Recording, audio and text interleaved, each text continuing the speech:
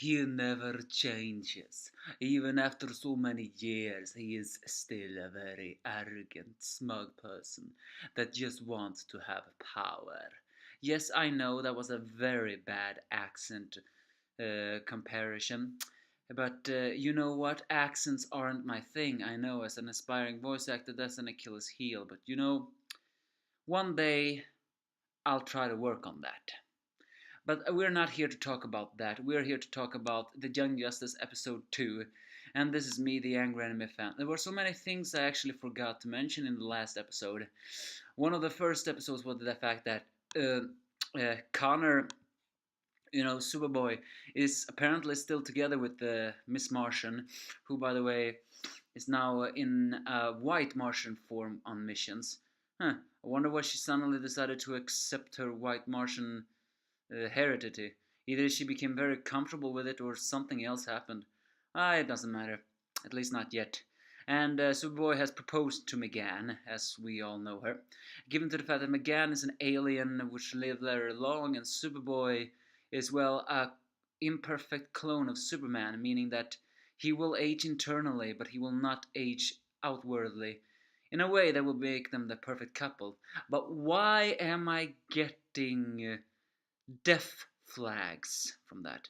Also, Superboy, no, Beast Boy has quit being a hero and now an actor in a show, and he's apparently dating Queen Perdita because they met at, well, Wally's funeral. Because, as you know, or probably know, Kid Flash, aka Wally West, saved Queen Perdita by delivering a heart to her, which was what, but it was very sorry, but it was close being killed by Count Vertigo, who also appears in this episode. Okay, we got that out of the way. There's a lot of things more we have forgotten, but you can discuss with me on that thing. In this episode, they get into Markovia, and Prince Broyan is not so very comfortable with the fact that their uncle is now going to be ruling Regine until his twin brother, who is 70 minutes older, therefore the crown prince, takes over, because, well, they don't really trust him, so to speak. So either way, in this so Nightwing, together with his team of Tigress, Superboy, and Black Lightning, all infiltrate the place undercover in a small time party, while also finding different guests, so to speak, of many different people that, well, have attended, although not a lot of them had attended. But it turns out that the royal family physiology is connected to a man who works at a children's hospital, even though he was a famous genetic. Which and the gang goes to that hospital and actually do found an underground, well, underground place, which is full of, well, I want to say disaster, so to speak. Yeah, no, that's not exactly the word I was looking for. It's just that I'm not really sure what to call it. But they have an underground metahuman trafficking genetic lab there, and are surprised by Vertigo together with Plasmus. I think it's the person's name. Well, I don't know. And also, we are revealed in this episode which one of the ones who well, resigned from the League. Batman, Batwoman. Huh. Well, Batwoman looks exactly like her 52 design, so it's very likely this is a lesbian Batwoman again. Black Lightning, although technically he didn't join back when Incorporated. Green Arrow, Hardware. I heard that Hardware was somehow a hero connected to Static Shock. Katana, which we all know is going to join the Outsiders, and then Plastic Man. So, uh, and it turns out that one of the reasons why Black Lightning cannot fight so very well is because of his heroic BSOD. He cannot channel his lightning match, meaning that metahuman gene can actually be blocked by psychological trauma. And also, we are introduced to a dismantled mother box, which of course sends Superboy into a small rage because mother boxes are alive, and as we all know, Superboy has actually respect for new Genesis technology, which is technically alive. But it seems the Light's agents have actually upgraded in even more danger, given to the fact what the team did to them in, Invasion. It's not so surprising they are getting better. And why is, you know, Count Vertigo here? Well, it turns out that Markovia is actually a neighboring country of the same country that he came from, which Queen Perdita rules. And you all know Count Vertigo. He wants to rule. And he was next in line after Queen Perdita. However, given the fact that he tried indirectly, or not indirectly, when he tried to assassinate Perdita, but was busted thanks to Wally, he was stripped of his diplomatic immunity and therefore his chance to rule the crown. So what I'm trying to ask is, then how the hell is he free? I mean, maybe he doesn't have diplomatic immunity anymore, meaning that if he gets arrested, he will be arrested for a long time. However, it's clear that the years has not done his arrogance any favor. No, he is just as arrogant as ever, probably even more than before, because he still wants to call himself Count Dooku. Oh yeah, and they have a meta-human not a sidekick, but tool called Plasmus, I think, or something like that, which unfortunately implies to be the brother of, you know, of the same one that Black Lightning unintentionally killed. And also, we're introduced to the fact that the UN have many heated debates.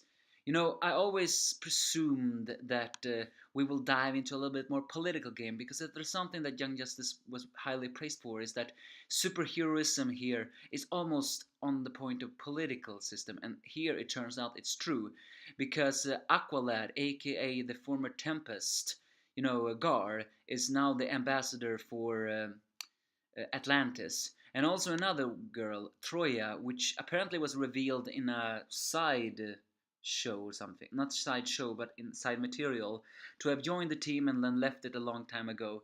Who, by the way, is voiced by Grey Griffin. Why do I hear her voice everywhere? Is Themyscira's ambassador. And yes, the man, the corrupted brother of the guy from not Bialia, the neighboring country. It's clear that that man have gone mad. Do you see the dark circles under his eyes? He accuses the League of not accepting any superhero from his country, while Troya of course points out that any superhero who does not have a criminal record joins, we will consider it. And that is true. Every single becomes criminality from there. So yeah, they're in big things. But Tigress saves a dead girl who we know is Halo, and apparently she died but got resurrected, and she seems to speak in broken English. She's a sorry, Quarky refugee. However, there's something strange happening here, but I guess it's not really sure. But she seems to have powerful aura generating healings depending on the color. Red is force field and orange allows her to flight, and she can even heal. Not exactly known how she can survive so much, but well, who knows. Either way, Broyon is taken to the children's hospital, but when he finds out what has happened, he gets panicked, but gets knocked out by Vertigo. And it turns out that the good doctor, it really is in course with them, but it appears that she has done this unwillingly, and she wants to turn Broyon into a metahuman because she wants to create a superhero, because you all know the Light and their sidekicks just wants to create weapons. Oh yeah, speaking of which, Bryon's sister who was taken, it's extremely likely we are gonna see Terra this season. Very likely gonna have the exact same design as their 52 stage. So, well, who is she gonna be voiced by? Did I actually mention that the voice work is still as perfect as it always has been? And do you know what is so ironic? That we have new main characters, so to speak, most of the time. I mean, Nightwing and Superboy are still there, and so is Tigress. However, Black Lightning and Bryon, who later will be known as Geoforce, plays more important roles. And you know what is so ironic? Uh, Chiari Python, the same guy that voices Aquaman now, Aqualad Calder, voices Black Lightning. I thought that was just a one-time thing in the old season of 2.